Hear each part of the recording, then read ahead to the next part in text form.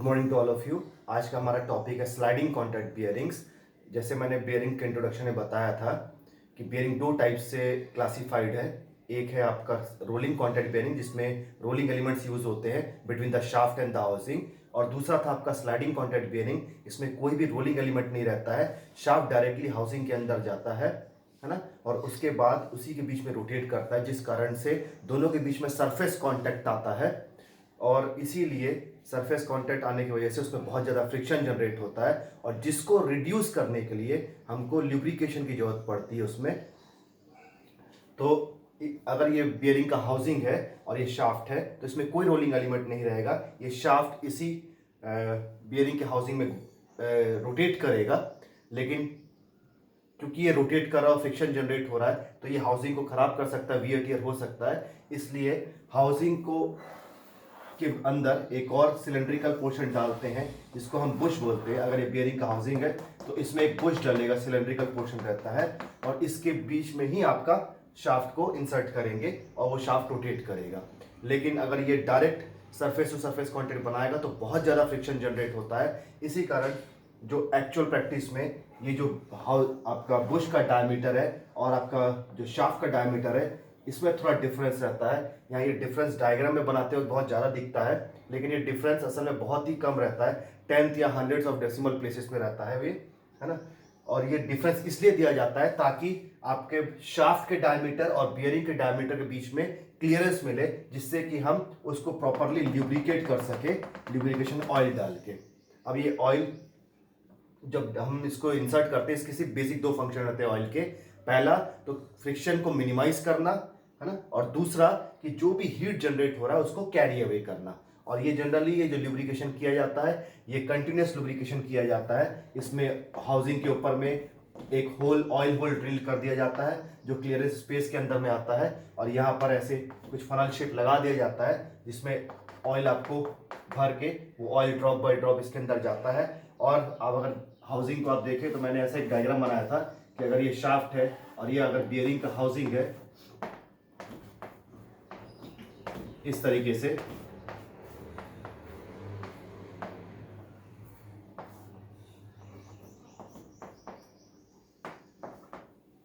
तो यहां पर आप देखेंगे कि अगर मैं यहां पर एक होल बनाऊं तो इससे आपका ये शाफ्ट हाउसिंग के अंदर में है और यहां पर बुश भी डला हुआ है। तो जब भी इसके अंदर ऑयल जाएगा तो ये ऊपर से एंटर करेगा और ये साइड से ऐसे ये फ्लो होके, यहाँ पर दो साइड है, दोनों साइड से फ्लो होके बाहर आ जाएगा, है ना। इसको हम साइड लीकेज भी बोलते हैं, साइड से ऑयल फ्लो होके आ जाएगा। तो यहाँ पर जनरली बेयरिंग में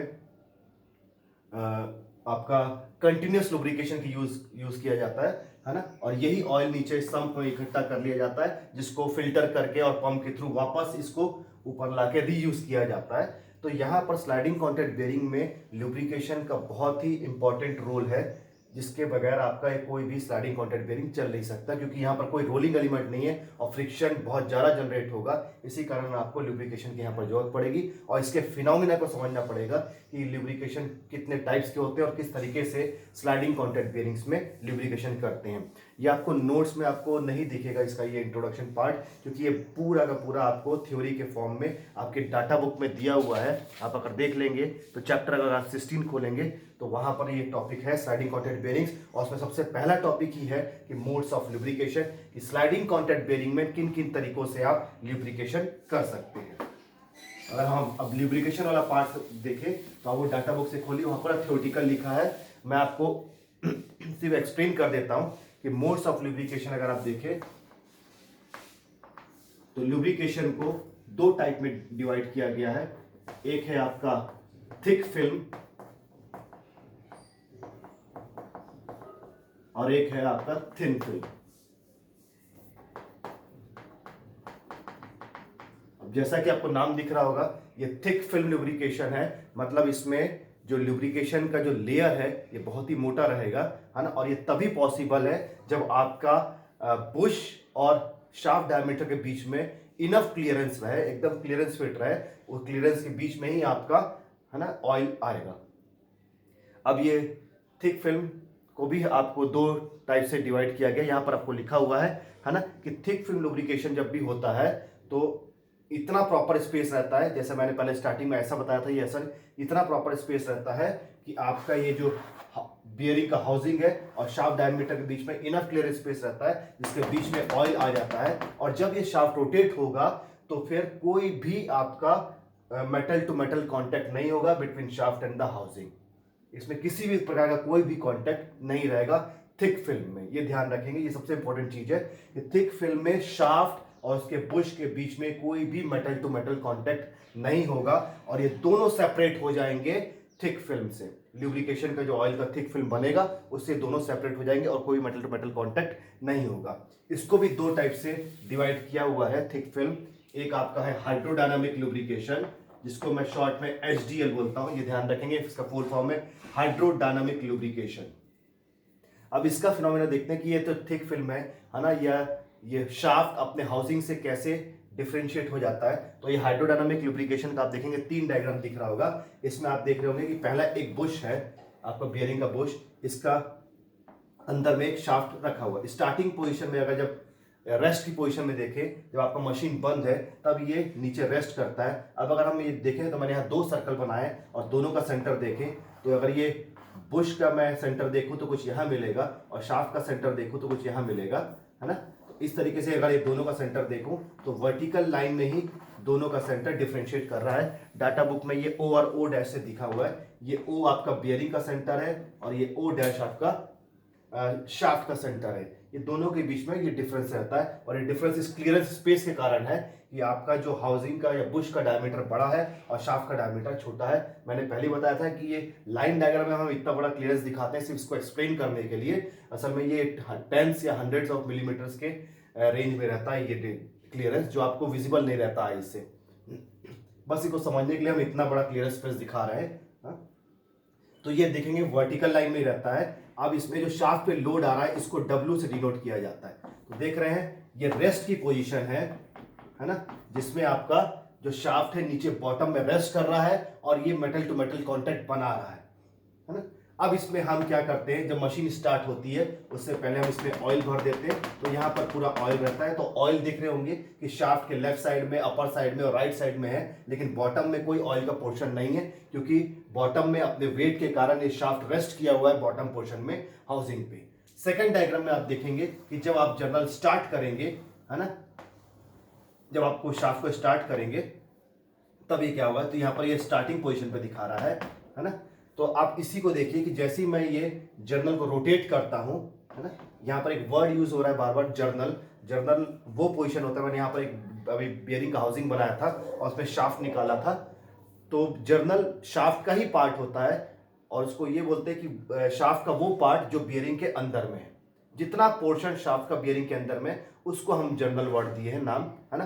पूरे, क्योंकि जो आपका ल्यूब्रिकेशन या पूरे फोर्सेस है पूरे शाफ्ट पे एक्ट नहीं करेंगे, जितना पोर्शन शाफ्ट का बियरिंग के अंदर पे उसी पे सारा फिनोमिना वर्क करता है, इसलिए इसको एक नया टर्म दिया गया, उसको बोलते हैं जर्नल। तो ध्यान रखेंगे जर्नल शाफ्ट का वो पोर्शन है जो बियरिंग के अंदर में एनक्लोज रहता है, तो इसलिए मैं जर्नल वर्ड बोल रहा हूं। अब यहाँ पर जैसे आप जर्नल को पावर देके स्टार्ट करेंगे तो यहाँ पर इसको बॉटम से फ्रिक्शन मिलेगा, है ना। हम जानते हैं कि जैसे गाड़ी का चक्का जो जमीन पे रहता है, जैसे आप गाड़ी स्टार्ट करते हैं तो चक्का आगे की तरफ मूव होता है क्योंकि उसको ट्रैक्शन मिल जाता है नीचे सरफेस से। तो वैसे ही यहाँ पर नीचे सरफेस से टच है, जैसे ही मैं इसको अगर क्लॉकवाइज रोटेट करूंगा तो ये थोड़ा सा आगे की तरफ बढ़ेगा क्योंकि इसके पास क्लियर स्पेस भी है। तो यहाँ पर आपको सेकंड डायग्राम में वहां पर दिखेगा आपको डाटा बुक में, ये थोड़ा सा आगे बढ़ जाएगा ये ऐसा, और इसका सेंटर पोजीशन इधर आ जाएगा। मतलब जो अभी वर्टिकल लाइन में था ये O और O डैश, वो अब एक इंक्लाइन लाइन में ऐसा आ जाएगा क्योंकि ये जब रोटेट होता है तो ये क्लाइंब करता है, तो क्योंकि इसको यहाँ से फ्रिक्शन मिला हुआ है इसके बॉटम सरफेस से। लेकिन जैसे ये रोटेट होना चालू होता है तो साथ ही साथ इसके आसपास का जो ऑयल है ये भी रोटेट होना चालू हो जाता है, घूमना चालू हो जाता है, और ये इसी डायरेक्शन में है तो ये ऑयल इसके नीचे में भरने लगता है। तो ये एक वेज टाइप का बन जाता है, दिख रहा होगा आपको ये डायग्राम में, है ना। ये धीरे धीरे क्या होता है, एक वेज टाइप का बन जाएगा ये, और यहाँ पर ऑयल बहुत सारा नीचे में इकट्ठा होना चालू हो जाएगा क्योंकि ये क्लॉकवाइज डायरेक्शन में घूम रहा है। तो ये बहुत सारा ऑयल जो ऊपर से आ रहा है वो सब इधर ही इकट्ठा होगा क्लॉकवाइज डायरेक्शन घूमने के कारण, और धीरे धीरे ये शाफ्ट को उठाने लगेगा और धीरे धीरे यहाँ पर एक वेज बनेगा। हम जैसे यहाँ पढ़ते थे वेज सिस्टम एक ऐसा होता है जिसको हम वेज बोलते हैं। तो ये आपको एक फुल स्पीड में दिखेगा कि जब ये पूरा शाफ्ट का प्रेशर बन जाएगा तो फिर ये वेस्ट सिस्टम में आना, यहाँ पर बहुत सारा ऑयल इकट्ठा हो जाएगा। आपको थर्ड डायग्राम में दिखेगा जर्नल एट फुल स्पीड लिखा हुआ है, जिसमें आपको यहाँ पर कम ऑयल दिखेगा और मैक्सिमम ऑयल का पोर्शन है, बहुत सारा डॉटेड पॉइंट दिखेगा। तो मैक्सिमम ऑयल का पोर्शन नीचे में इकट्ठा होगा जो शाफ्ट को अपने पॉइंट से उठा देगा। तो ये आपका ये जो दिखेगा आपको कि ये लोड को उठा देगा। और यहाँ पर अब की बार जब फुल स्पीड में रहेगा तो कोई पार्शियल मेटल, कोई भी किसी भी टाइप का मेटल टू मेटल कांटेक्ट नहीं होगा। तो स्टार्टिंग फर्स्ट में जब रश में था तभी मेटल टू मेटल कांटेक्ट होता है। जैसे स्टार्ट होता है तो थोड़ा सा ये समय लेता है उसको प्रेशर बनाने में, और उसके बाद ये प्रेशर जब बन जाता है वेस्ट सिस्टम में तो ये शाफ्ट अपने बॉटम सरफेस से उड़ जाता है ऊपर और ये अच्छे फ्रीली रोटेट होने लगता है, जिसमें कोई मेटल टू मेटल कांटेक्ट नहीं रहता है।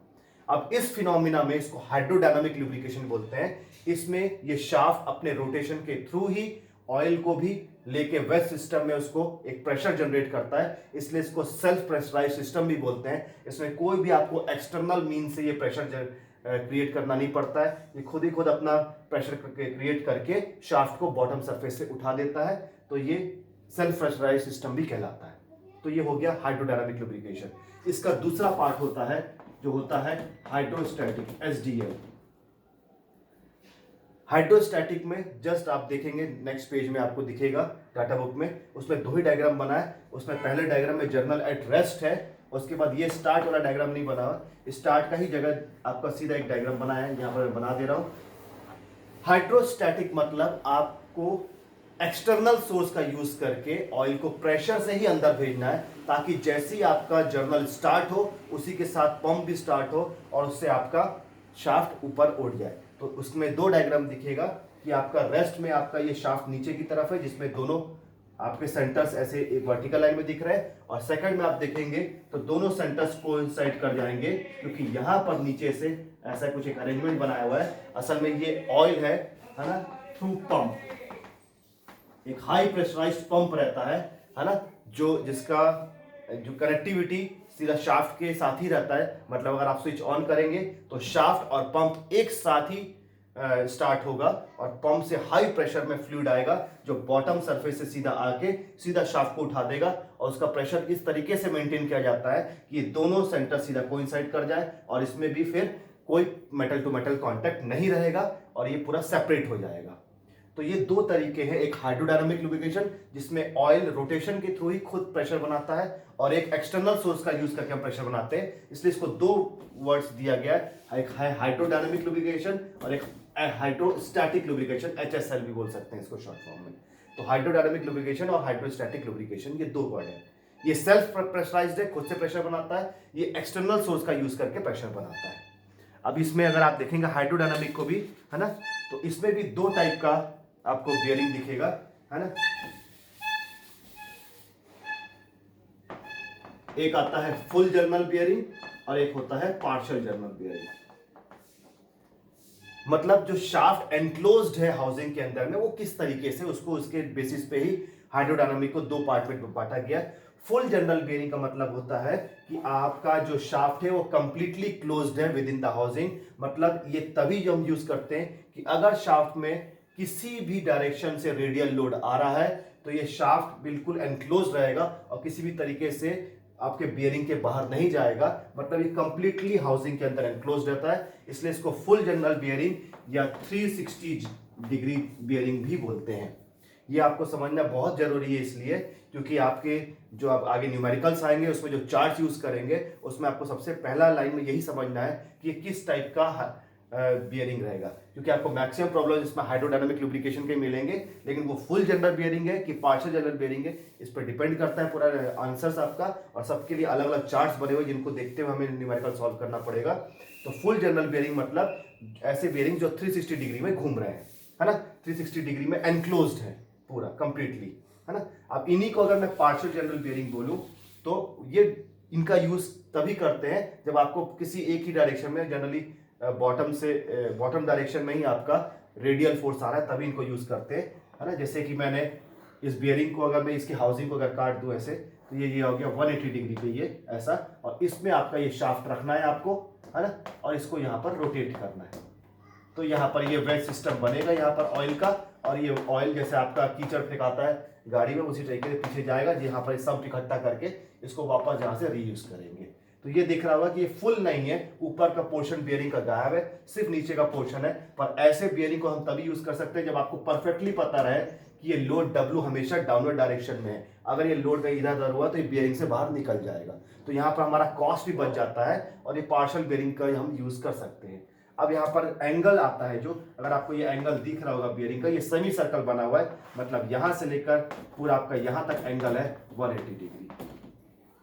इसमें और भी टाइप्स आते हैं, ये थोड़ा सा 180 डिग्री से कम रहता है ये बियरिंग, और ये जनरली मैक्सिमम केस में रहता है 120 डिग्री, है ना, जिसका डायग्राम भी आपके डाटा बुक में बना हुआ है। और एक और एंगल आता है इसमें 60 डिग्री। तो फुल जनरल बेयरिंग और पार्शियल जनरल बेयरिंग में बस यही है कि full general bearing completely enclosed रहता है आपका शाफ्ट बेयरिंग के अंदर में, और पार्शियल जनरल बेयरिंग में कुछ हिस्सा इसका रिमूव हो जाता है और वो अलग अलग एंगल्स हमको मिलते हैं, जिसमें मिलता है एक 180 डिग्री, एक 120 डिग्री और एक 60 डिग्री। तो आपके जो आगे न्यूमेरिकल सॉल्व होंगे उसमें जो चार्ट्स दिए हुए हैं उसमें अलग अलग एंगल पे चार्ट्स दिए हुए हैं, है ना, उनके सारे आपको अगर वैल्यूज देखेंगे, उनके कॉलम्स के रो के हेडिंग्स देखेंगे, देखने में सब एक जैसे दिखते हैं, लेकिन उनका जो चार्ट का हेडिंग पढ़ेंगे उसमें डिफरेंशिएट होता है कि यहाँ पर या तो 360 डिग्री बेयरिंग होगा जिसको हम फुल जनरल बेयरिंग बोल रहे हैं, या तो 180 डिग्री होगा, 120 डिग्री होगा, या तो 60 डिग्री होगा। तो ये जो अदर देन 360 डिग्री कोई एंगल आता है उनको हम पार्शियल जनरल बेयरिंग बोलते हैं।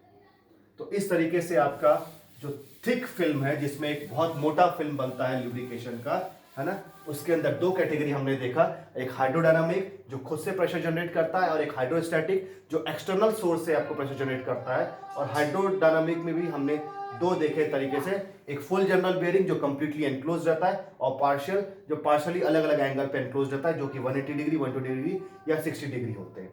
बच जाता है आपका थिन फिल्म लुब्रिकेशन, जैसा कि इसका नाम है, इसमें आपका जो लुब्रिकेटिंग ऑयल है वो बहुत ही पतला रहेगा, और ये तभी पॉसिबल है जब आपका बियरिंग और उसका शाफ्ट में के बीच में बहुत ही कम क्लियरेंस या एकदम नेग्लिजिबल क्लियरेंस रहता है। और वो इस कारण से होता है कि उसमें कोई भी आपको क्लियरेंस स्पेस नहीं मिलता कि आप एक मोटा लेयर बना सको। तो आपको वहां पर अगर लुब्रिकेशन करना है, जैसा कि आपको मशीन टूल स्लाइड्स में दिखता है, आप लेथ मशीन में देखे होंगे, जो आप कैरियज चलाते हैं, वो जो आपका कैरियज का जो स्लाइड है वो आपका बेड के ऊपर में ऐसे स्लाइड करता है, तो उसके बीच में कैरियज के ऊपर में भी बहुत सारा टूल पोस्ट और टूल्स लगता है, तो बहुत ही हैवी वेट के कारण उसमें जनरेट होता है, तो उसके कारण आपको कोई क्लियरेंस नहीं मिलता है। तो जहां पर लोड बहुत ही ज़्यादा रहता है और हमारे पास क्लियरेंस स्पेस नहीं रहता है, और फिर भी आपको फ्रिक्शन मिनिमाइज करना है, तो आपको थिन फिल्म लगाना पड़ेगा। और थिन फिल्म के लिए इसमें बहुत ज़्यादा कोई आपको बहुत ज़्यादा प्रोसेस यूज़ नहीं करना है। इसमें बेसिकली आपको जो ल्यूब्रिकेटिंग ऑयल लेना है वो कुछ स्पेशल टाइप का लेना है, वो चार्ज लेना है, जिनके पोलर मॉलिक्यूल्स चार्ज रहते हैं, है ना, ये आपको दिया हुआ है। तो जो पोलर मॉलिक्यूल्स है उनकी क्वालिटी ऐसी रहती है कि अगर आप उस ऑयल को किसी भी मेटल सरफेस में डाल दो तो मेटल सरफेस के साथ रिएक्ट करके वो उसके जो रफनेस है उसके अंदर पूरे अच्छे से बैठ जाता है, चिपक जाता है वो ऑयल। उसका एडहियरिंग प्रॉपर्टी, जो चिपकने का प्रॉपर्टी, वो इतना जबरदस्त रहता है कि किसी मेटल में अगर आप उसको एक बूंद डालेंगे तो पूरा उसके साथ आपका चिपक जाएगा। मतलब आपको कोई अगर लेयर नहीं मिलेगा, और अगर आप उसको हाथ से भी ऐसे ऐसे आपको उसको छू के देखेंगे तो आपको बहुत ही एकदम स्मूथ, एकदम चिकना आपको दिखेगा वहां पर। तो वो ऐसे टाइप के ऑयल, स्पेशल ऑयल रहते हैं जिनके पोलर मॉलिक्यूल्स में ऐसी क्वालिटी रहती है कि किसी मेटल सरफेस से कांटेक्ट में आने पे वो रिएक्ट करके उनके साथ एक बहुत ही पतला लेयर बना लेते हैं। मतलब अब की बार जो आपका थिन फिल्म लुब्रिकेशन में आपका कंप्लीटली तो रिमूव नहीं होगा, लेकिन partial metal to metal contact बना रहेगा। जैसे आपने थिक फिल्म में देखा था कि कोई भी मेटल टू मेटल कांटेक्ट नहीं रहेगा, लेकिन थिन फिल्म में हमेशा partial metal to metal contact रहेगा। और वो ऐसी जगहों पे यूज किया जाता है थिन फिल्म लुब्रिकेशन जहां पर आपके पास क्लियरेंस स्पेस नहीं है और लोड बहुत ज्यादा है दो पार्ट्स के बीच में, और उसके एग्जांपल्स भी आपको दिए हुए हैं, जैसे कि डोर हिंजेस है, मशीन टूल स्लाइड से, ऐसी जगहों पे आपको थिन फिल्म लुब्रिकेशन यूज करना पड़ेगा।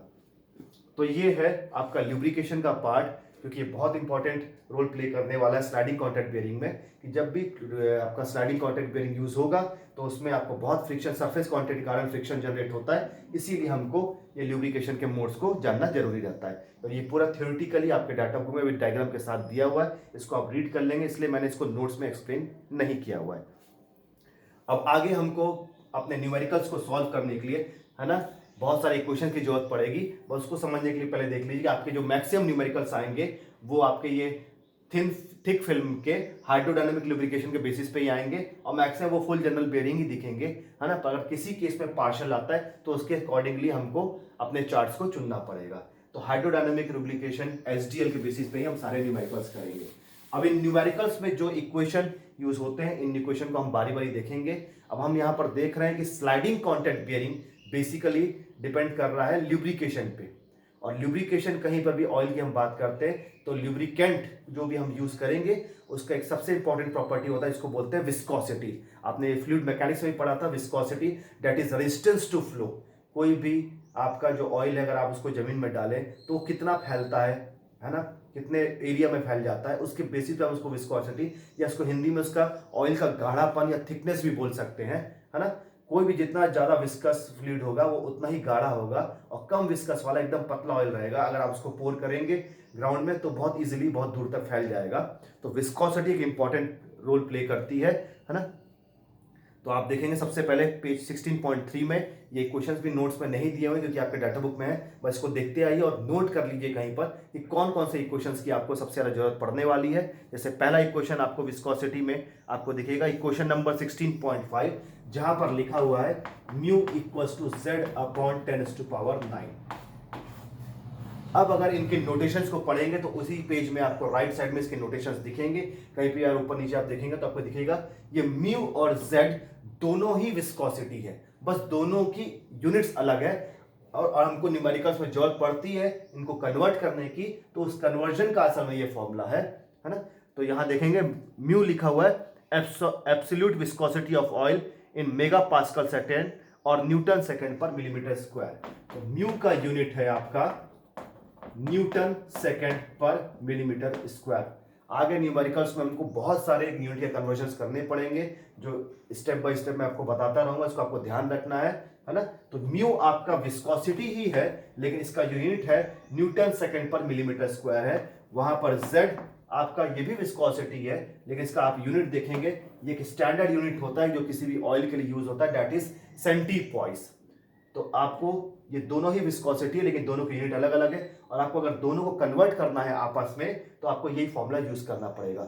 न्यूमेरिकल्स में कहीं पर भी अगर विस्कोसिटी यूज होती है तो हमेशा वो ये म्यू के साथ ही यूज होती है। आगे आप देखेंगे जो इक्वेशंस में म्यू यूज होता है जिसका यूनिट रहता है न्यूटन सेकंड पर मिलीमीटर स्क्वायर, लेकिन कहीं पर आपको ऑयल की विस्कोसिटी को निकालने बोला जाता है या फाइंड आउट करना बोला जाता है तो आप हमेशा उसको सेंटीपॉइस में ही बताएंगे, और आपको जो अगर कभी गिवन भी रहता है मैक्सिमम केस में न्यूमेरिकल में वो सेंटीपॉइस में ही गिवन रहता है विस्कोसिटी, लेकिन इक्वेशंस में यूज करते वक्त हमको उसको कन्वर्ट करना पड़ता है न्यूटन सेकंड पर मिलीमीटर स्क्वायर में, जिसका ये फॉर्मूला दिया हुआ है।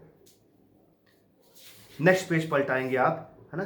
तो इसके बाद आपको दिखेगा पेज 16.5 में, यहां पर आपको एक चार्ट दिखेगा। इस चार्ट का हेडिंग है विस्कोसिटी टेम्परेचर रिलेशनशिप ग्राफ, है ना। ये आपको जो दिखा रहा होगा ये आप देखेंगे विस्कोसिटी और टेम्परेचर के बीच में रिलेशनशिप दिखाएगा। इस चार्ट का बेसिकली यूज होता है जब आपको क्वेश्चन में बोला जाता है कि आप ल्यूब्रिकेशन यूज करने के लिए कौन से ग्रेड का ऑयल यूज करेंगे। आप किसी भी ऑयल को अगर ग्रेडिंग करना रहता है तो एक इंटरनेशनल स्टैंडर्ड्स है जिसको हम बोलते हैं SAE, और ऐसा करके लेटर्स लिखे रहते हैं और उसके बाद एक नंबर लिखा रहता है, वो नंबर 60 हो सकता है, 40, 10 से लेकर 90 के बीच में ये, है ना, 70 के बीच में कोई भी नंबर ये हो सकता है, 10, 20, 30, 40, 50, 60, 70 करके ऐसा। ये विस्कोसिटी को बताता है ना। नंबर की वैल्यू जितनी ज्यादा रहती है वो उतना ही हाईली विस्कस फ्लूइड रहता है, जितनी कम रहती है वो उतना ही पतला ऑयल रहता है। ये ऐसे ही फुल फॉर्म होता है सोसाइटी फॉर ऑटोमोटिव इंजीनियर्स। आप ये देखेंगे कोई भी आप लुब्रिकेशन ऑयल लाएंगे या जैसे आप यूज करेंगे कहीं पर भी गाड़ियों में यूज करते हैं उसमें ये ग्रेडिंग की रहती है सोसाइटी ऑफ ऑटोमोटिव इंजीनियर्स, ऐसे ही करके आगे एक नंबर दिया रहता है। ये नंबर बताता है कि वो कितना है विस्कस फ्लूइड है। और क्वेश्चन में अगर कभी न्यूमेरिकल में बोला जाता है कि आप इस जनरल बेयरिंग को, है ना, यूज करने के लिए कौन सा ल्यूब्रिकेशन ऑयल यूज करेंगे, उस ऑयल का ग्रेड बताना है, तब आपको इसकी जरूरत पड़ेगी। और इसको ढूंढने के लिए आपको इसी चार्ट की जरूरत पड़ेगी जो 16.5 में दिया हुआ है। इसके आपको दो एक्सिस दिखेंगे, इसमें वाई एक्सिस आप सबसे पहले वर्टिकल एक्सिस देखेंगे तो लिखा है एब्सोल्यूट विस्कोसिटी इन सेंटीपॉइस, और अभी मैंने बताया था कि सेंटीपॉइस विस्कोसिटी की वैल्यू लेना है, मतलब आपको ये जेड की वैल्यू चाहिए रहेगी जिसका यूनिट रहेगा सीपी। उसके बाद आप देखेंगे नीचे में टेम्परेचर दिया हुआ है, ये ऑपरेटिंग टेम्परेचर है ना, क्योंकि जब भी आप का स्लाइडिंग कॉन्टैक्ट बियरिंग है, लेकिन विस्कोसिटी के कारण आपको फ्रिक्शन जनरेट होगा तो टेम्परेचर बढ़ेगा बियरिंग का। तो ये एक एवरेज टेम्परेचर है बियरिंग का, है ना, कि उसमें कितना टेम्परेचर जनरेट हो जाता है, उस टेम्परेचर के बेसिस पे आप इसको देख सकते हैं।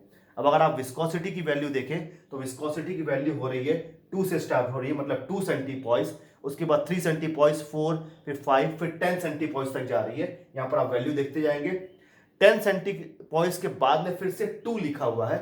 आप यहाँ पर ध्यान देंगे कि असल में वो 2 नहीं है, 10 के बाद आपको उसको मल्टीपल्स में करना है, तो 10 के बाद वो हो जाएगा 20, है ना, फिर 30, फिर 40, फिर 50, उसके बाद 10 स्क्वायर लिखा हुआ है, और 10 स्क्वायर मतलब आप जानते हैं 100, मतलब 2 के बाद 3, 4, 5 के बाद 10 है, और 10 के बाद फिर आपको 2 के बाद 0 लगा देना है, तो वो 20, 30, 40, 50 और 100 हो जाएगा। और 100 के बाद आपको, और आप अगर ऊपर जाएंगे तो वो 200, 300, 500 और 1000 हो जाएगा, और 1000 के बाद जाएंगे तो आपको 2000, 3000, 5000 और 10000 ऐसा टाइप का आपको रीड करना है इसके वाई एक्सिस में, और एक्स एक्सिस में आपको टेम्परेचर मिलेगा। और बस ये दोनों आपको बस ये रहेगा, इसको मैच करेंगे तो अंदर आपको ऐसे इंक्लाइन लाइंस दिख रही होंगी। ये इंक्लाइन लाइंस में आपके ऐसे ही के ग्रेड लिखे हैं, ऐसे ही 10, 20, 30, 40, 50, 60, 70 के ऊपर में यहाँ पर लिखा हुआ है SAE 70, है ना। तो हमको इसी को देखते हुए आपको करना है। तो अगर ये किसी भी ऑयल के बीच में ऐसे आता है ना, तो उससे आपको पता चल जाता है जो भी विस्कोसिटी है। कभी कभी क्या होता है न्यूमेरिकल में, जैसे ये ऐसे 30 है ना, तो ये ऐसे ही 40 है, ये वाली लाइन, और ये वाली लाइन की मैं बात कर रहा हूँ अगर, है ना, तो ये अगर 40 और ये अगर 30 है, तो कुछ केस में तो ऐसा होता है कि आपका ये इसी के आसपास मिल जाता है, तो आप बता सकते हैं कि 30 है। लेकिन कभी ऐसा हुआ कि ये दोनों लाइन के बीच में आ रहा है आपको ये ऐसा चीज, है ना, 30 और 40 के बीच में आ रहा है, तो आप मैक्सिमम वाला ही ऑयल लेंगे, क्योंकि ये टेम्परेचर के साथ उसकी विस्कोसिटी कम हो जाती है, तो आप थोड़ा सा ज्यादा विस्कोस फ्लूइड ही लेंगे, है ना। जैसे अगर 30 और 40 के बीच में आ रहा है तो इसका आंसर होना चाहिए SAE 40। ठीक है, तो ये चार्ट हम यूज करेंगे ऑयल का ग्रेड निकालने के लिए। इसके बाद आप पेज पलटाएंगे, है ना, हम आ जाएंगे पेज 16.7 में। तो यहां पर हमको कुछ इक्वेशंस की जरूरत पड़ेगी, कुछ वेरिएबल्स की जरूरत पड़ेगी, जिसमें आपका पहला है, दिख रहा होगा C, ऊपर देख रहे होंगे रेडियल क्लियरेंस लिखा हुआ है, C = R-R। अब मैंने बताया था कि क्लियरेंस मतलब बियरिंग का डायमीटर। अगर हम ये बियरिंग का मैंने डायमीटर लूं, तो ये अगर मैं बियरिंग का डायमीटर डिनोट करता हूं कैपिटल D से, और ये शाफ्ट का डायमीटर करता हूं स्मॉल d से, तो ये जो बीच का स्पेस निकल के आता है ये होता है क्लियरेंस। अब ध्यान रखेंगे क्लियरेंस आपका 2 टाइप का होता है ना। अगर मैं डायमीटर से डायमीटर माइनस करूं, d - d करूं, तो ये निकल के आता है कैपिटल C से, मैं इसको डिनोट कर सकता हूं। ये डाटा बुक में नहीं दिया, ये आपको ध्यान रखना है। मतलब ये दोनों स्पेस का वैल्यू आपको एक साथ मिल जाता है अगर किसी डायमीटर में से डायमीटर माइनस करूं, है ना। इसलिए इस चीज को बोलते हैं हम डायमेट्रल क्लियरेंस। ये मैं इसलिए बता रहा हूं, किसी न्यूमेरिकल में इसकी जरूरत भी पड़ेगी, कभी-कभी ये दिया रहता है कि डायमेट्रल क्लियरेंस मतलब ये दोनों तरफ का क्लियरेंस एक साथ दिया रहता है। लेकिन हमको जो इक्वेशंस में जरूरत पड़ती है वो रहता है स्मॉल c की, मतलब रेडियल क्लियरेंस। अब यहां से आपको दिख रहा होगा कि अगर आप डायमीटर क्लियरेंस निकाल लें तो उसको रेडियल क्लियरेंस में कन्वर्ट कर सकते हैं, दैट इज कैपिटल C/2। मतलब डायमीटर क्लियरेंस का हाफ ही होता है radial clearance, that is small c। या फिर अगर मैंने आप रेडियस में से, ये हाउसिंग के रेडियस में से ये शाफ्ट के रेडियस को आप माइनस करो, तो भी आपका ये वाला एक सिंगल पार्ट निकल जाएगा। तो इसलिए आपके बुक में वही नोटेशन दिया हुआ है, R - R करके ऐसा दिया हुआ है। मतलब बेयरिंग का रेडियस माइनस शाफ्ट का रेडियस आपको मिल जाएगा स्मॉल c की वैल्यू रेडियल क्लियरेंस। तो ध्यान रखेंगे ये दोनों चीजें अलग अलग है।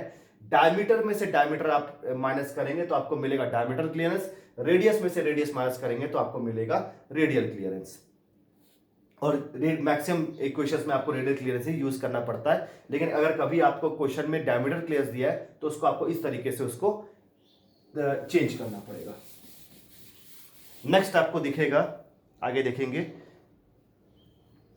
तो लिखा हुआ है मिनिमम फिल्म थिकनेस वेरिएबल, है ना। अब यहां पर कुछ वेरिएबल्स की जरूरत पड़ेगी आपको। ये चार्ट्स में इनकी वैल्यू, कॉलम्स में वैल्यू दी रहेगी। ये वेरिएबल्स वो है जो डायमेंशनलेस नंबर्स होते हैं, है ना, डायमेंशनल प्रॉपर्टीज होती है, इनका कोई, है ना, इनका कोई यूनिट नहीं रहता है। तो इसमें पहला है मिनिमम फिल्म थिकनेस वेरिएबल बोल रहा है, और जिसको डिनोट कर रहा है मैं इसको शॉर्ट फॉर्म में लिख रहा हूँ, मिनिमम फिल्म थिकनेस वेरिएबल, है ना। और ये दिया हुआ है आपको H0/c लिखा हुआ है, H0/c ऐसा करके कुछ दिया हुआ है। अब यहाँ पर अगर आप H0 का नोटेशन देखेंगे तो ठीक इसके ऊपर लिखा हुआ है H0 इक्वल्स टू होता है मिनिमम फिल्म थिकनेस इन मिलीमीटर, है ना। H0 होता है मिनिमम फिल्म का थिकनेस, मतलब जो भी आपका बियरिंग में जो मिनिमम फिल्म का थिकनेस बनेगा, मैक्सिमम नहीं, मिनिमम फिल्म का थिकनेस कितना होना चाहिए, वो हमेशा यूनिट इसकी रहेगी मिलीमीटर में। और C अभी आपने देखा था, ये होता है रेडियल क्लियरेंस, इसकी भी यूनिट होती है मिलीमीटर में। इसका मतलब कि ये आपका जो ये मिनिमम फिल्म थिकनेस वेरिएबल है, ये एक डायमेंशनलेस टर्म निकलेगा। तो ये ध्यान रखेंगे, मिनिमम फिल्म थिकनेस वेरिएबल कभी भी आपको दिया रहेगा तो आपको H0/c निकालना है ना, उसका यूज करना, जिसमें H0 मिनिमम फिल्म थिकनेस रहेगा और ये C रहेगा रेडियल क्लियरेंस आपका मिलीमीटर में। कभी क्वेश्चन में आपको मिनिमम फिल्म थिकनेस निकालने बोलेगा तो आप इसी वेरिएबल का यूज करके, ये वेरिएबल आपको चार्ट से मिल जाएगा और आप इस इक्वेशन का यूज करेंगे, कहीं ना कहीं से आपको C मिल जाएगा, आपस में दोनों को मल्टीप्लाई करेंगे तो आपको मिनिमम फिल्म थिकनेस की वैल्यू मिल जाएगी। नेक्स्ट हम देखेंगे जो आपका दिया हुआ इसके बाद सोमरफील्ड नंबर, ये बहुत ही इंपॉर्टेंट इक्वेशन है। ये दिया हुआ है R/c whole square mu NS upon P, इस टाइप का कुछ ऐसा दिया हुआ है। ये बहुत ही इंपॉर्टेंट नंबर है, इसको सोमरफील्ड नंबर बोलते हैं। मैक्सिमम न्यूमेरिकल्स में इतने सफिशिएंट डाटा गिवन रहते हैं कि आप सबसे पहले इसी को फाइंड आउट करने और इसी के बेसिस पे ही सारे वेरिएबल्स निकल जाते हैं, जो भी अदर वेरिएबल्स आपको ढूंढने रहते हैं, है ना। पर ये सोमरफील्ड नंबर याद रखेंगे, बहुत इंपॉर्टेंट है। न्यूमेरिकल में हम कोशिश करते हैं कि हमेशा किसी भी तरीके से हमको सोमरफील्ड नंबर की वैल्यू पता चल जाए। अब इसके अगर आप एक एक टर्म को देखेंगे तो ये आपका वही रेडियस है, जो भी आपको शाफ्ट या बेरिंग का डायमीटर देगा उसको आप हाफ करेंगे तो ये आपका रेडियस मिल जाएगा। ये आपका रेडियल क्लियरेंस है, स्मॉल c की वैल्यू। म्यू ध्यान रखेंगे, ये विस्कोसिटी था, लेकिन मैंने आपको बताया था इसका यूनिट अलग होता है। Z मतलब होता है सेंटीपॉइज में और म्यू मतलब होता है न्यूटन सेकेंड पर मिलीमीटर स्क्वायर। तो यहां पर ये आ गया रेडियस ऑफ द शाफ्ट, ये हो गया रेडियल क्लियरेंस, ये हो गया आपको विस्कोसिटी इन न्यूटन सेकेंड पर मिलीमीटर स्क्वायर। यहां पर आप NS देख रहे होंगे, ये NS है RPS। जैसे हम N की वैल्यू बोलते थे, है ना, ये होता था RPM मतलब रिवॉल्यूशन पर मिनट। यहां पर हम NS यूज करते हैं, ये होता है रिवॉल्यूशन पर सेकेंड। और इसके लिए सीधी सी बात है कि अगर आपको दिया हुआ है कि 1200 RPM दिया हुआ है और तो आपको सिंपल सा डिवाइड बाय 60 करके, मतलब 1200 डिवाइड बाय 60 आप करेंगे तो ये आ जाएगा आपका 20 RPS। मतलब जो भी आरपीएम देगा उस पर डिवाइड बाय 60 करेंगे तो आपको NS की वैल्यू मिल जाएगी। ये आपके डाटा बुक में बगल में आपको दिख रहा है कि जर्नल स्पीड इन रिवॉल्यूशन पर सेकंड, ये भी स्पीड है। आपको मैक्सिमम केस में स्पीड दिया रहेगा आरपीएम में, आप डिवाइड बाय 60 करेंगे तो आरपीएस में उसको कन्वर्ट कर लेंगे।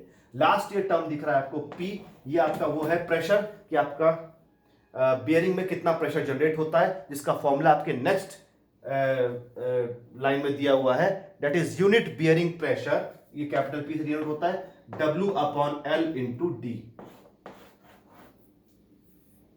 अब मैंने यहां पर बताया था कि ये एक ऐसा, अगर मैं एक शाफ्ट ले लूं, है ना, ये बियरिंग के हाउसिंग में ऐसा बंधा हुआ है, फिक्स्ड है,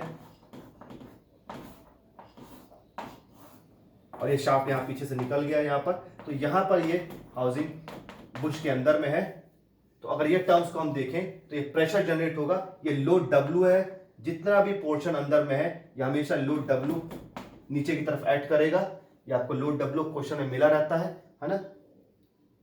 L होता है लेंथ ऑफ बियरिंग, ये बियरिंग कितना लंबा है, और D होता है डायमीटर ऑफ शाफ्ट या डायमीटर ऑफ बियरिंग। ये दोनों सेम ही होता है, क्योंकि बताया था क्लियरेंस क्लीन में इनके में सिर्फ डेसिमल का फर्क होता है, बाकी बेस डायमीटर दोनों का ही सेम रहता है ना। दोनों ही 50-50 mm के रहते हैं, बस अगर एग्जैक्टली इनको नापेंगे तो इनके डेसिमल्स में फर्क रहता है, जैसे 50.02 या 50.01 ऐसे भी रहता है, ताकि दोनों के बीच में क्लियरेंस आ जाए मिलीमीटर के, ये डेसिमल के टर्म्स में।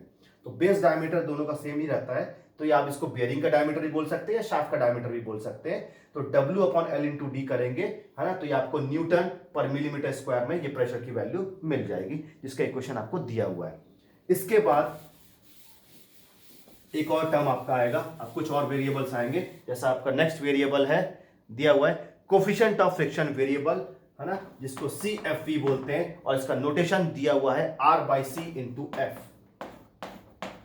अब यहाँ पर फिर से टर्म्स देखेंगे तो ये आपका रेडियस है, रेडियस ऑफ द शाफ्ट, ये सी आपका रेडियल क्लियरेंस है, ये एफ है कोफिशिएंट ऑफ फ्रिक्शन। हम जनरली न्यूमेरिकल्स में इससे पहले कभी भी यूज किए थे, कोफिशिएंट ऑफ फ्रिक्शन के लिए हम नोटेशन यूज करते थे म्यू, लेकिन यहाँ पर म्यू अब कहलाएगा आपका विस्कोसिटी इन न्यूटन सेकंड पर मिलीमीटर स्क्वायर, इसलिए कोफिशिएंट ऑफ फ्रिक्शन, फ्रिक्शन से एफ बनता है, इसलिए एफ हम यूज करते हैं यहाँ पर, है ना। कभी भी आपको न्यूमेरिकल में कि आपका बियरिंग और उसके शाफ्ट के बीच में कितना फ्रिक्शन जनरेट हो रहा है उसकी वैल्यू निकालने बोलेंगे तो हम ये CFP की इक्वेशन यूज करेंगे, R/C इंटू एफ। इसकी वैल्यू हमको चार्ट से मिल जाएगी, R और C हमारे पास किसी ना किसी तरीके से मिल जाएगा, तो हम इसको F की वैल्यू इजिली यहां से निकाल सकते हैं। आगे नेक्स्ट है फ्लो वेरिएबल, जिसको डिनोट कर रहे हैं अपन Q से, है ना, FV, और FV इक्वल टू का फॉर्मूला दिया हुआ है कैपिटल Q अपॉन RCNSL। ये है फ्लो वेरिएबल। ये फ्लो वेरिएबल वो है, इसको ढूंढने की जरूरत पड़ती है हमको तब कि हमको ये पता करना है कि कितना आप डिस्चार्ज या कितना आप वॉल्यूम ऑयल बेयरिंग के अंदर में भेज रहे हैं टाइम के हिसाब से, है ना। हमने देखा था कि बेयरिंग में ऑयल, एक ऑयल होल बनाते हैं और उसके ऊपर फनल लगा के हम उसमें ऑयल कंटिन्यूस लुब्रिकेशन करते हैं, इसमें ऑयल का फ्लो अंदर की तरफ जाता है ना, और वो साइड से बाहर निकल जाता है। तो कितना ऑयल आप अंदर भेज रहे हैं, किस रेट से आप ऑयल को अंदर भेज रहे हैं, उसको निकालने के लिए क्यू, ये निकालने के लिए इस इक्वेशन की आपको जरूरत पड़ेगी। इसमें फिर से फ्लो वेरिएबल आपको चार्ट से मिल जाएगा। ये क्यू ही जनरली निकालने बोला जाता है कि कितना है, और क्यू का यूनिट देखेंगे बगल में लिखा है flow of the lubricant drawn into the clearance space by the journal in mm³ पर सेकंड। ध्यान रखेंगे क्यू का यूनिट है वॉल्यूम पर मिनट, मतलब वॉल्यूम पर सेकंड, तो mm³ पर सेकंड, इतना वॉल्यूम ऑफ ऑयल पर सेकंड आपको अंदर की तरफ भेजना है बियरिंग के अंदर में। बाकी नीचे के टर्म्स वही हैं, R आपका radius of shaft, C radial clearance, NS revolution पर सेकंड और L है लेंथ ऑफ द बियरिंग। तो ये वाला इक्वेशन यूज होगा रेट ऑफ ऑयल निकालने के लिए या फ्लो ऑफ ऑयल निकालने के लिए, जिसको हम बोलते हैं Q, और निकलता है mm³ पर सेकंड में। नेक्स्ट पेज पलटाएंगे तो आपको एक नेक्स्ट आपको दिखेगा, है ना, फ्लो रेशियो वेरिएबल FRV दिखेगा, है ना, और ये यहां पर लिखा हुआ है Q/QS लिखा हुआ है, इसको आप करेक्ट कर लेंगे, ये असल में QS/Q है। ये आपके डाटा बुक में गलत मिसप्रिंट हुआ है, वहां पर Q/QS लिखा हुआ है और चार्ट्स में भी ये Q/QS लिखा हुआ है, लेकिन आप उसको करेक्ट करना है। इसमें QS ऊपर रहेगा और Q नीचे रहेगा। अब यहां पर दोनों में डिफरेंशिएट, ये Q मतलब वो ऑयल है जो बियरिंग के अंदर में जा रहा है, और ये QS मतलब वो ऑयल है जो बियरिंग से बाहर निकल रहा है। मैंने आपको पहले बताया था कि बियरिंग में ऊपर से डालते हैं और ये साइड से निकल जाता है, इसलिए इसको एक तरीके से साइड लीकेज भी बोलते हैं, इसलिए ये S वर्ड यूज किया हुआ है साइड लीकेज के लिए कि ऑयल कितना बाहर आएगा। तो ये इसकी वैल्यू जनरली जितना ऑयल अंदर जा रहा है उससे कम ही रहती है, क्योंकि कुछ ऑयल तो अंदर ही रह जाता है जो उसके साथ रोटेट हो रहा है, कुछ ही ऑयल बस उसमें कुछ पोर्शन ही बाहर आता है जिसको हम रीयूज करते हैं। तो ये आपको जनरली जब भी साइड लीकेज निकालने बोलेगा तब इस इक्वेशन का हम यूज करेंगे। वहां पर लिखा हुआ है where Q is outflow of lubricant from both side of the bearing और साइड लीकेज, मतलब आउटफ्लो है ये QS जो दोनों साइड से बाहर आएगा। नेक्स्ट आपको मिलेगा टेम्परेचर राइज वेरिएबल TRV, और इसका फॉर्मूला दिया हुआ है ρCp delta T upon capital P pressure, है ना। अब जब भी हम कभी बियरिंग को आप देखेंगे तो बियरिंग में जब हम ऑयल डालते हैं तो एक नॉर्मल रूम टेम्परेचर में ऑयल रहता है, लेकिन जैसे जैसे आपका बियरिंग रोटेट होना चालू होता है और आपका शाफ्ट रोटेट होना चालू होता है और बियरिंग फंक्शन में आ जाता है तो वो ऑयल जो है वो गर्म हो जाता है, मतलब जो आपको आउटफ्लो ऑफ ऑयल है वो थोड़ा सा हीटेड मिलेगा आपको, मतलब बियरिंग का टेम्परेचर बढ़ते जाता है। तो वो टेम्परेचर कितना बढ़ जाता है बियरिंग में, आप जो भी टेम्परेचर में ऑयल डाल रहे हैं उसके बाद निकलने के बाद वो टेम्परेचर बियरिंग का कितना राइज होता है, उसी को निकालने के लिए हमको इस इक्वेशन की जरूरत पड़ती है, जिसको हम बोलते हैं टेम्परेचर राइज वेरिएबल। और इस इक्वेशन में जनरली आपको ये डेल्टा T ही निकालने के लिए आता है, और यही आपका टेम्परेचर राइज कि आपका कितना टेम्परेचर बढ़ गया। तो इसका इसलिए एक इक्वेशन भी दिया हुआ है, delta T equals to T2 minus T1, ऐसा लिखा हुआ है ना, आप आगे देखेंगे, है ना। ये T2 है मतलब आउटलेट ऑफ ऑयल, और ये इनलेट ऑफ ऑयल का दोनों का टेम्परेचर है, आउटलेट टेम्परेचर और इनलेट टेम्परेचर के बीच का डिफरेंस है ये डेल्टा T, है ना। तो कभी कभी इनलेट टेम्परेचर दिया रहता है और हमको कुछ पता नहीं रहता, तो हम कुछ ना कुछ कैलकुलेशंस करके डेल्टा T की वैल्यू निकालेंगे, तो डेल्टा T आप समझ जाएंगे कि कितना टेम्परेचर बढ़ गया। आपने जो भी टेम्परेचर में इनलेट में ऑयल डाला था उसके बाद बेयरिंग में कितना टेम्परेचर बढ़ गया वो निकालने के इसको यूज करेंगे। यहाँ पर ये कैपिटल पी वही प्रेशर है जो आपने अभी देखा था, उसका जो इक्वेशन था W/L/D। रो और सीपी आपका दिख रहा है यहाँ पर, ये डेंसिटी है रो, और सीपी आपका स्पेसिफिक हीट है। लेकिन अगर आप देखेंगे तो रो का एक रेंज दिया हुआ है वहां पर, है ना, 0.86 टू 0.88 ग्राम पर सेंटीमीटर क्यूब, है ना। इसका यूनिट वैसे ही रखेंगे, कोई चेंज नहीं करेंगे। हाँ, नंबर का जो रेंज दिया हुआ है उसको आप ध्यान में रखेंगे कि ये 0.86 से 0.88 दिया हुआ है, तो हम हमेशा मीन वैल्यू लेंगे, दैट इज 0.87 ग्राम पर सेंटीमीटर क्यूब। ये हमेशा आपको ये 0.87 ही लेके चलना है। वैसे सीपी का भी एक रेंज दिया हुआ है आपको स्पेसिफिक हीट का, दैट इज 1.68 टू 1.76। इसका भी आप एक एवरेज वैल्यू या मीन वैल्यू निकालेंगे तो ये अक्सर आता है 1.72 ग्राम पर सेंटीमीटर, सॉरी किलो जूल और केजी डिग्री सेंटीग्रेड। तो इस तरीके से आपको ये रो की वैल्यू 0.87 रखनी है हमेशा, और सीपी की वैल्यू 1.72।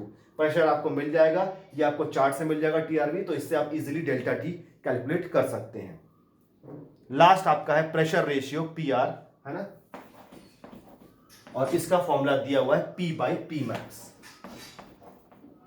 ये जनरली आपको मैक्सिमम प्रेशर निकालने के लिए यूज करना पड़ सकता है कभी, है ना, कि आपके बेयरिंग और हाउसिंग के बीच में कितना मैक्सिमम प्रेशर जनरेट हो रहा है। इसमें प्रेशर ये वही है जो नॉर्मल प्रेशर है आपका W/L/D के इक्वेशन से निकलता है। ये इक्वेशन यूज होगा P मैक्स निकालने के लिए, जिसमें आपको ये प्रेशर रेशियो आपको चार्ट से मिल जाएगा।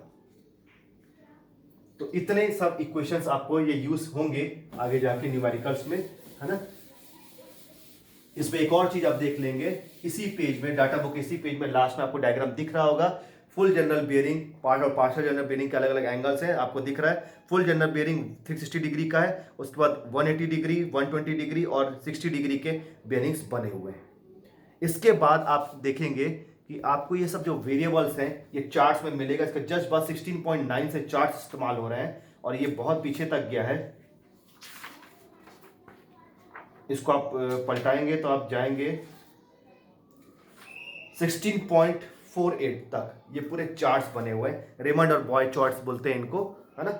और उन्हीं चार्ट्स को यूज करते हुए टेबल फॉर्म में भी दिया हुआ है जो आपका 16.49 से स्टार्ट होता है। रेमंड एंड बॉय टेबल्स लिखा हुआ, ये टेबल्स हैं, है ना। तो आपने जितने भी वेरिएबल्स और ये नंबर जितने भी यहाँ पर चीजें देखी थी आज, है ना, ये सब आपको टेबल वहां पर दिखेगा, है ना। इन्हीं चार्ट्स को यूज करके हमको इनकी वेरिएबल्स की वैल्यू निकालनी है। और इन चार्ट्स को पढ़ते वक्त आपको ध्यान रखना है कि लिखा हुआ है, जैसे आपका 16.49 में चार्ट में लिखा हुआ है performance characteristics for full general bearing, मतलब ये चार्ट है फुल जनरल बेयरिंग का, मतलब इसका एंगल है 360 डिग्री। इसके बाद आप पेज पलटाएंगे तो एक नेक्स्ट पेज में आप मिलेगा टेबल 16.7, इसमें लिखा है performance characteristics of for 180 degree bearings. इसका मतलब ये पार्शियल जनरल बेयरिंग है जिसका एंगल है 120 डिग्री। इसके बाद आपको नेक्स्ट टेबल में मिलेगा 120 डिग्री और नेक्स्ट टेबल में जाएंगे तो आपको दिखेगा ये 60 डिग्री। तो आप अगर इन टेबल्स को ध्यान से देखेंगे तो ये टेबल्स की सारे वैल्यूज, इनके कॉलम की, रो की वैल्यूज बहुत हद तक एक जैसी दिखती है, पर ये चार्ट डिफरेंट है। ये डिपेंड करता है कि न्यूमेरिकल में जो आपको बेयरिंग आया है ये किस तरीके का बेयरिंग आया है, उसके हिसाब से ही आपको इसको चेंज करना पड़ेगा। तो हम आगे जब नेक्स्ट क्लास में हम न्यूमेरिकल्स करेंगे उसके हिसाब से मैं आपको बताऊंगा कि कैसे इन चार्ट्स को यूज करके इनकी वैल्यूज को कैसे फाइंड आउट करते हैं। आज के लिए इतना ही, थैंक यू।